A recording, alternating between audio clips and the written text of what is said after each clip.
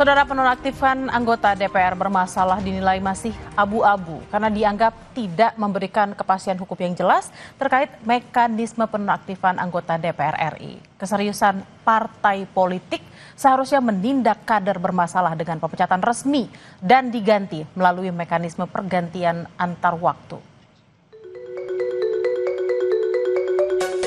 Aksi protes terjadi di berbagai daerah di Indonesia dalam sepekan kemarin. Salah satu pemicunya adalah pernyataan sejumlah anggota DPR yang dinilai nirempati terhadap kondisi rakyat. Merespons aksi massa, partai politik lalu menjatuhkan sanksi terhadap kader-kadernya yang bermasalah. Partai Nasdem menonaktifkan Ahmad Syaroni dan Nafa Urba dari anggota Dewan lantaran keduanya telah menyimpang dari garis perjuangan partai. Dalam perjalanan mengemban aspirasi masyarakat, ternyata ada pernyataan dari para wakil rakyat, khususnya anggota DPR RI dari fraksi Partai Nasdem yang telah menyinggung dan mencederai perasaan rakyat. Dan hal tersebut merupakan penyimpangan terhadap perjuangan Partai Nasdem. 5. Bahwa atas pertimbangan hal-hal tersebut di atas, dengan ini DPP Partai Nasdem menyatakan terhitung sejak Senin 1 September 2025, DPP Partai Nasdem menonaktifkan Saudara Ahmad Syaroni dan Nafa Urba sebagai anggota DPR RI dari fraksi Partai Nasdem. Begitu juga Eko Hendro Purnomo alias Eko Patrio dan Surya Utama atau Uya Kuya juga dinonaktifkan sebagai anggota DPR dari fraksi PAN. DPP Partai Amanat Nasional memutuskan untuk menonaktifkan saudaraku Eko Hendro Purnomo dan saudaraku Surya Utama sebagai anggota DPR RI dari fraksi Partai Amanat Nasional DPR RI terhitung sejak hari Senin 1 September 2025. Senada dengan Nasdem dan PAN, Partai Golkar juga mengumumkan Adis Kadir dinonaktifkan sebagai anggota DPR RI. Keputusan ini diambil sebagai bentuk pendisiplinan etika sebagai anggota Dewan. Dewan Pimpinan Pusat Partai Golkar secara resmi menonaktifkan Saudara Adis Kadir sebagai anggota DPR RI dari fraksi Partai Golkar terhitung sejak Senin 1 September 2025. Sebelumnya, kelima anggota DPR dikritik publik karena menolak masukan rakyat. Peneliti Perludem Haikal dalam program Sapa Indonesia Malam meminta kejelasan partai politik terkait penonaktifan anggota kader bermasalah ini. Maksudkan diberhentikan itu dari keanggotaan partainya kah? Ataukah kemudian diberhentikan atau dinonaktifkan dari keanggotaan DPR? Karena kalau kita ingin memberhentikan anggota DPR itu tentu ada prosedurnya yang diatur di dalam pasal 239 Undang-Undang MD3. Jadi memang sebenarnya kalau saya melihat ini harus dijelaskan lagi oleh partai. Jangan kemudian ternyata ini hanya lip service misalnya karena ada desakan oleh masyarakat lalu kemudian dikatakan dinonaktifkan. Nah, kita tahan dulu. Mengacu Undang-Undang Nomor 17 Tahun 2014 tentang MD3 yang telah diubah melalui Undang-Undang Nomor 13 Tahun 2019, tak ada istilah penonaktifan anggota DPR. Undang-Undang Nomor 13 Tahun 2019 tentang MPR, DPR, DPD, dan DPRD atau MD3, ada 3 pemberhentian status anggota DPR. Pemberhentian antar waktu, penggantian antar waktu, dan pemberhentian sementara anggota DPR. Alasan anggota DPR berhenti antar waktu diantaranya meninggal dunia, mengundurkan diri, dan diberhentikan. Ketua Badan Anggaran DPR, Said Abdullah menyebut anggota DPR yang dinonaktifkan masih menerima gaji. Said mengatakan berdasarkan Undang-Undang MD3 tidak ada istilah nonaktif.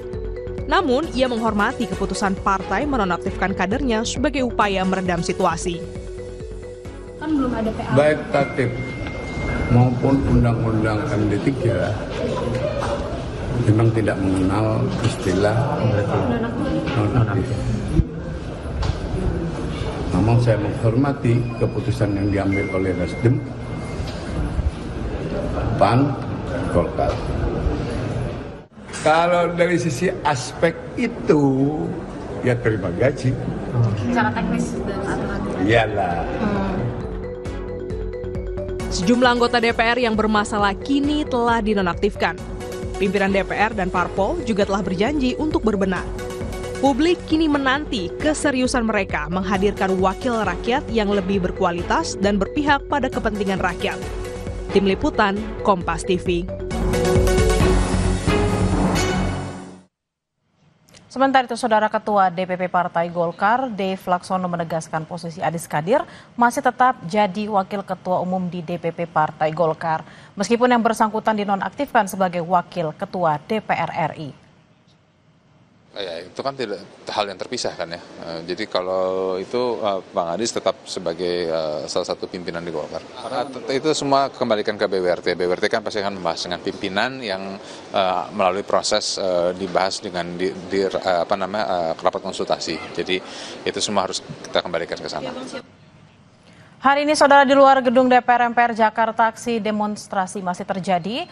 Massa dari Aliansi Perempuan Indonesia melakukan aksi dengan tuntutan agar pemerintah bisa lebih mendengarkan aspirasi rakyat. Massa juga meminta agar pelaku kekerasan di aksi demo yang membuat sejumlah orang meninggal dunia bisa diadili secara transparan. Kita akan menuju luar gedung DPR MPR Jakarta. Ada jurnalis Kompas TV Zefanya Sitomorang dan juru kamera Febri James di sana.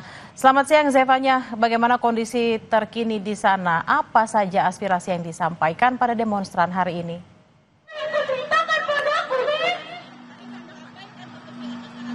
Selamat siang Bella. Hingga siang hari ini suara aspirasi dari Aliansi Perempuan Indonesia masih terus disuarakan. Begitu sejak pagi hari tadi. Kalau yang saya lihat, inti dari tuntutan yang ingin disampaikan oleh Aliansi Perempuan Indonesia ini adalah mereka menyuarakan terkait protes itu adalah hak ini yang menjadi fokus utama dari apa yang disuarakan dari Aliansi Perempuan Indonesia. Juru kamera Kompas TV, Febri James akan memperlihatkan situasi terkini di depan gedung DPR RI. Terlihat sejumlah massa dari Aliansi Perempuan Indonesia ini yang merupakan gabungan dari para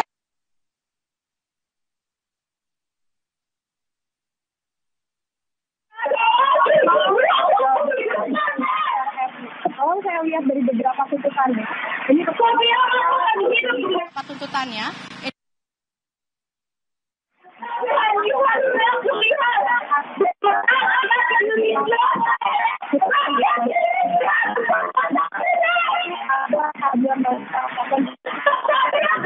Bagi para korban bisa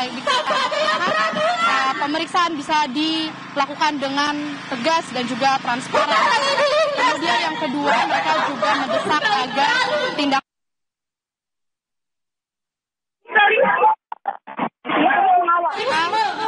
di sini terus mengawal bagaimana jalannya demokrasi ini yang disuarakan oleh masyarakat.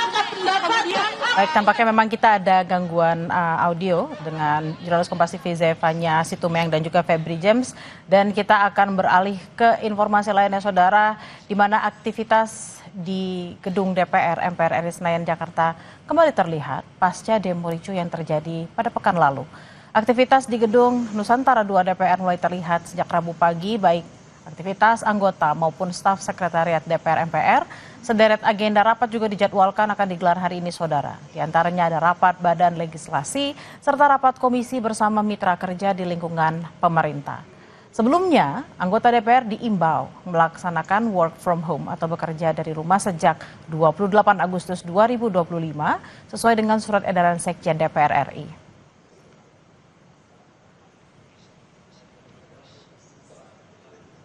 Saudara, berikut beberapa agenda rapat DPR hari ini di hari Rabu 3 September 2025.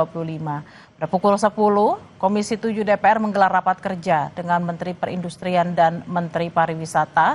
Sementara itu di Komisi 8, DPR rapat kerja dengan Menteri Agama, Menteri Sosial, Menteri PPA, Kepala BNPB, dan Kepala BPHJ. Selanjutnya pada pukul 11, Komisi 11 DPR menggelar rapat kerja dengan Menteri PPN, Kepala Bappenas. Pukul 13 atau pukul 1 siang, Komisi 1 DPR rapat dengar pendapat dengan Kepala Bakamla dan Gubernur Lemhanas.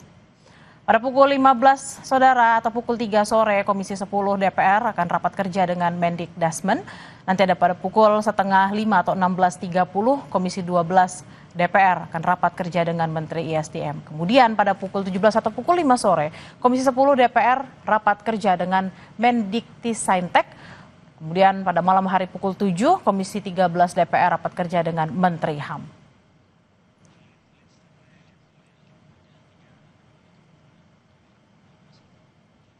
Sementara itu, saudara, puluhan mahasiswa berkumpul di Gedung Sate Bandung, Jawa Barat untuk menyampaikan aspirasi.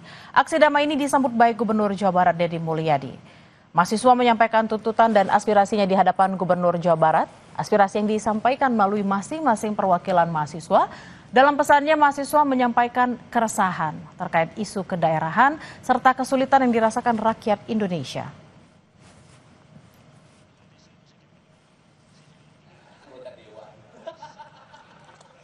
Informasi usai jeda, saudara, Presiden Prabowo Subianto mengusulkan kenaikan pangkat anggota polisi yang terluka saat menangani demonstrasi.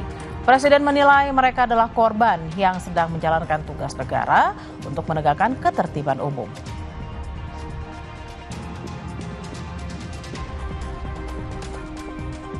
Juga ada sorotan mengenai tingkat keterisian kamar atau okupansi hotel di Kota Semarang anjlok hingga 30% imbas gelombang tindakan anarkis. Sebagian besar tamu menunda atau membatalkan kunjungan yang telah direncanakan. Selengkapnya akan hadir usai jeda, tetaplah bersama kami di Kompas Siang.